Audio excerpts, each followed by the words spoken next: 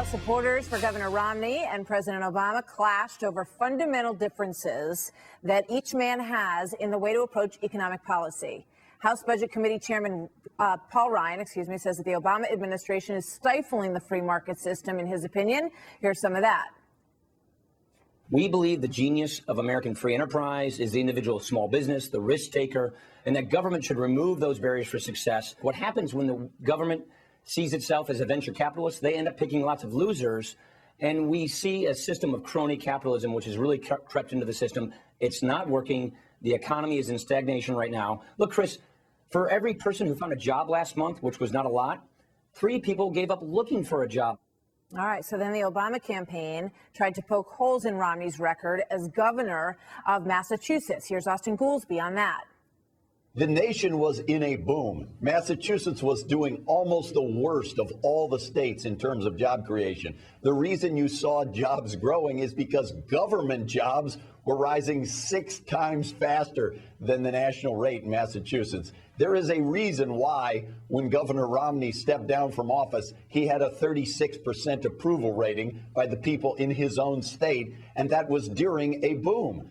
So this was a fascinating discussion. It was on Fox News Sunday, and it was led by Chris Wallace. And I'm joined now by Kirsten Powers, Daily Beast columnist and Fox News contributor, and Justin Sayfie is a former Jeb Bush spokesperson. Welcome to both of you. I really felt that these two men over the weekend outlined, really what the American people need to focus on in terms of the 2 different approaches to fixing the U.S. economy. Kirsten, how do you think they did? And does the Obama administration's argument that Mitt Romney did not create that many jobs, does that get them somewhere?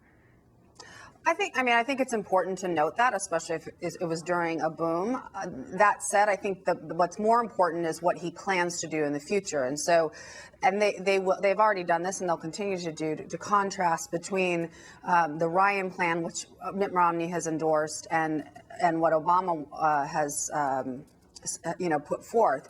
And I think that if you look at that, the Nonpartisan Tax Policy Center has said that Obama's plan would reduce the deficit by $2 million, or is it $2 trillion? And then the Ryan plan would actually increase it.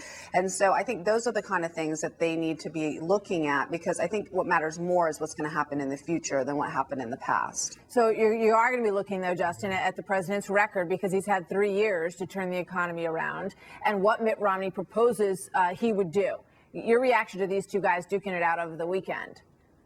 Hey, look, as a Republican, I'm happy that we're talking about fiscal policy. I'm happy we're talking about the economy. That's the sweet spot for a Republican, our Republican nominee, Mitt Romney, because the president cannot defend his record on the economy. He is not going to be able to convince the American people that the American economy is booming. And that's why you see one of his advisors trying to talk about ancient history about what happened when Governor Romney was the governor of Massachusetts. I agree with Kirsten. It's much more important to be talking about what's going to happen in the future, what we're going to do to reduce the debt, and what we're going to do to get the economy growing at a rate that will create jobs that will not leave 14 million Americans without work. All right. Well, another piece of Sunday action that has caught a lot of attention this morning. You have Cory Booker, who's the very well-known and rising star in the Democratic Party. He's the mayor of Newark, New Jersey.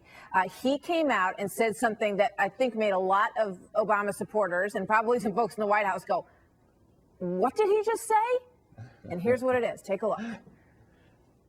I'm not about to sit here and indict private equity. To me, it's just this, we're getting to a ridiculous point in America, especially that I know I live in a state where pension funds, unions, and other people are investing in companies like Bain Capital. If you look at the totality of Bain Capital's record, they've done a lot to support businesses, to grow businesses, and this, to me, I'm very uncomfortable. This kind of stuff is nauseating to me on both sides. It's nauseating to the American public. Enough is enough. Stop attacking private equity. Stop attacking Jeremiah Wright. This stuff has got to stop. This is very interesting, Kirsten, because Cory Booker has a record with a very good relationship with working with corporations and investors in Newark to get private investment going in his city. He wants to clearly point out that he does not agree with the president on this, and we'll play what happened after that next. But what about that initial comment, Kirsten? Well, I think that this is kind of classic Cory Booker. He, tends to be a very fair person, and I think he was being very fair in this situation. But he has, I think, since come out and really clarified that he still completely supports the president. So this was not him saying that he doesn't support the president. It was just him taking issue with some of the attacks. What's fascinating about it is that, it speaks from a language of, supporting industry in this country. He says, let's not be ridiculous. You can't attack private equity. It's responsible for so much investment in this country. But as Kirsten points out, and so we'll play it now, he shortly after that, he definitely got a call from somebody in the campaign because that prompted this rebuttal on YouTube. Let's watch this. He's talked about himself as a job creator, and therefore it is reasonable, and in fact I encourage it, for the Obama campaign to examine that record and to discuss it. I have no problem with that. Yeah. What about that, Justin?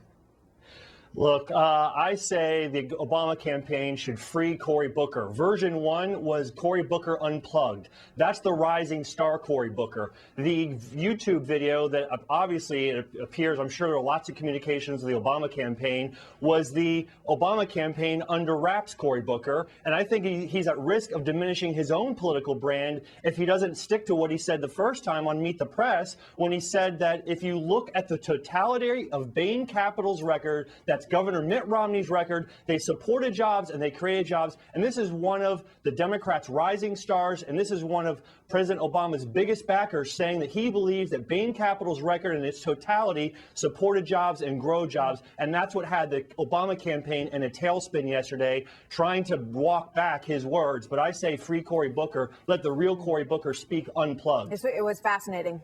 Thank you so much to both of you. We'll talk to you soon. Kirsten and Justin, good stuff. Thanks, you guys. Thanks, Martha.